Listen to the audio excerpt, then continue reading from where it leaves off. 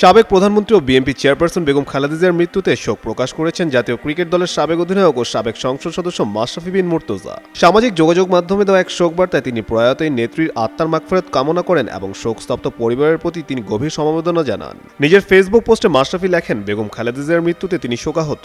এই কঠিন সময় তার পরিবার, স্বজন ও শুভাকাঙ্ক্ষীদের পাশে থাকার কথা উল্লেখ করেন তিনি। রাজনৈতিক অঙ্গনে দীর্ঘ সময় ধরে তার সক্রিয় ভূমিকার কথা স্মরণ করে মাশরাফি বলেন, দেশের রাজনীতিতে তার অবদান মানুষ দীর্ঘদিন মনে রাখবে।